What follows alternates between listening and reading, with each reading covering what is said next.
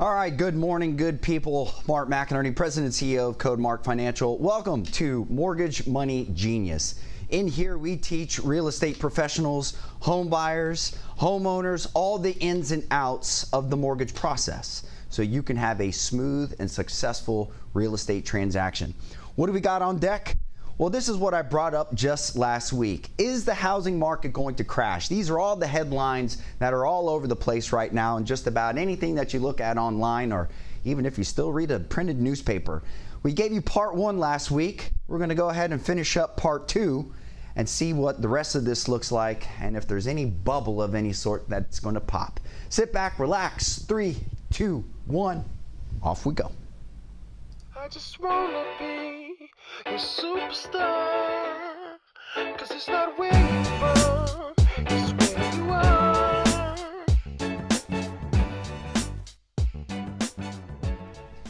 So, look, let me be the first to tell you.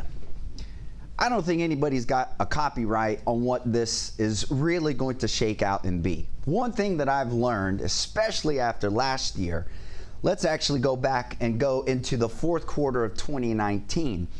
If you're like me, and pretty much I'll say just like anybody else around the world in the fourth quarter of 2019, 2020 was supposed to be a pretty incredible year. Now, it was certainly incredible, one for the books, but not certainly one that we all were forecasting to believe, right? I'm a big guy that likes to play things on like numbers. 2020, I was like, ooh-wee, this is my year. I'm going to be able to see clearly, see into the future. This is my year. I'm moving into a new decade.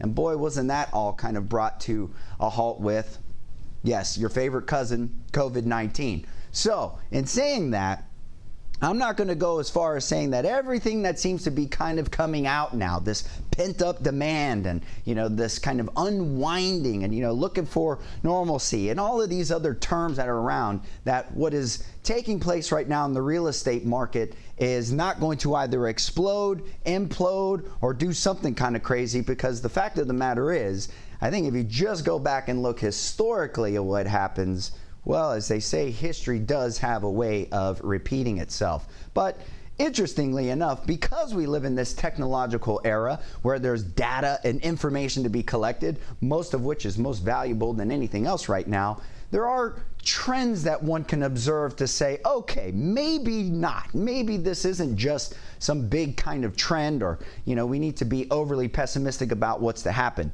Last week when I told you this, that we were saying, okay, what are the indicators? Well, here were some of the things that kind of came up. The demand after COVID-19 drove a lot of people out to the burbs. Yes, true.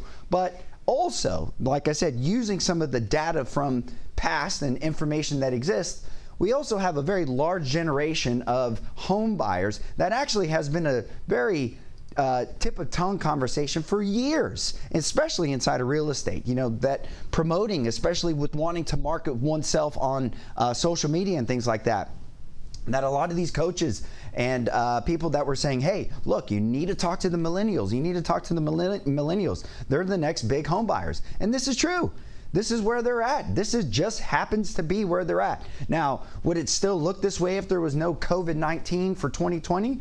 Very likely, right? It's not like just because COVID-19 happened that millennials weren't moving their way into home ownership or the thought process of embarking down the path of home ownership. So there is something that is very obvious of what is taking place, which is data that is actually being collected in terms of who are buying these homes. Secondly, this whole deal about the financial crisis that took place 06, 07, 08, back in that time.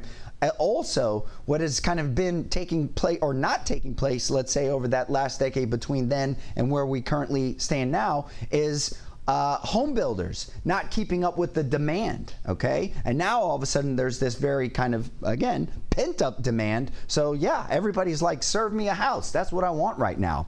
The prices also surging over the past year has not just everything to do with, again, lack of supply, although there's a fair amount played there, but looking here also that interest rates have been historically low. And I can tell you that just from experience and being in the business for over a decade. And also keep in mind, if people were in their homes last year, what were they doing with their money? Not much. So they've got a lot of money saved up to be able to take advantage of some of these things. So all of these coupled, like I said, these are just like putting all of the ingredients in the stew to make it something really delicious and yummy. And then of course here, right?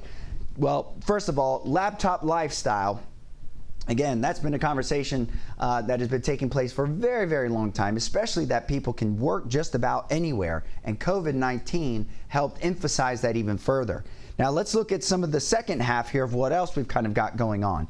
So, again, referencing the housing boom that was back in the mid-2000s, much of that was fueled by very relaxed type lending guidelines. But in this case, well, we kind of learned our lesson from that.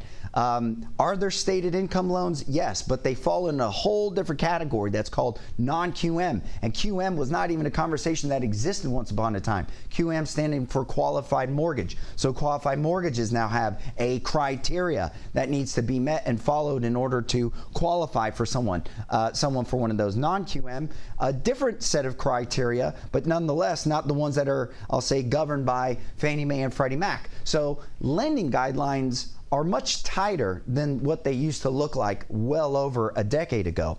Also, check this out. So institutional demand. Now, there are a lot of there are a lot of, I'll call them fintech, right? Financial tech companies that are quasi real estate, quasi mortgages, quasi all kinds of different things. And they are now entering the market shares largely backed by big trusts and hedge funds, and these individuals, these investment firms are trying to acquire real estate as another component for their investment portfolios to offer to their clients. So looking at number 6 here, this is also a big deal too. So yes, there aren't people that are just looking to buy a house to go and live in it and raise Timmy and Susie in it, but there are investors that are saying, look, where else can I plug and put my money? I don't want to play the landlord game. Is there a fund that handles that for me? And I just receive some sort of level of appreciation because I've got money invested in real estate investments. And this is a very popular thing right now. There's a lot of them that are out there doing much of this. Open Door to name one. And then the last part here, well, with where home builders actually are, well, home builders are having their own little pinch right now taking place in the cost of, as you can see here, lumber and labor. And again, that's just kind of, that is an effect of what has taken place from last year. But many of them are reinvesting that money and acquiring more land. And if you go back to a few episodes ago where I talked about housing starts was the highest that it's ever been back for March, and that's kind of an indication that builders are taking out more permits to develop more land, to build more homes. And yes, in time will help kind of offset some of this supply-demand challenge that we've got. But because that is happening is an indication, so you would think with these big builder companies, that their advisory teams and committees are saying, look, this is looking pretty green lit for us and blue skies. Let's continue to invest in doing this because, well, there's not perhaps much of a housing bubble or crash that is looming over the horizon as many think. So again, take a quick look here as I've got here. Is the housing market going to crash? Look, as you notice here, I didn't say these are 7 things that say that it's not. It's 7 things to consider, okay?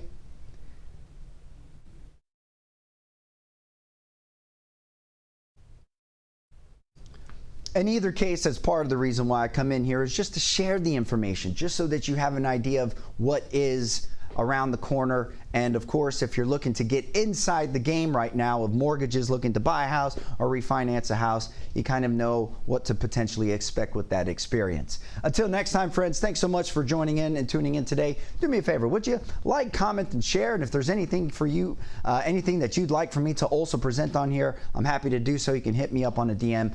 In the meantime, have a great and powerful week. I'm Mark McInerney, President and CEO of Code Mark Financial. Boom. This is Mortgage Money Genius. Peace, one love. I'm out.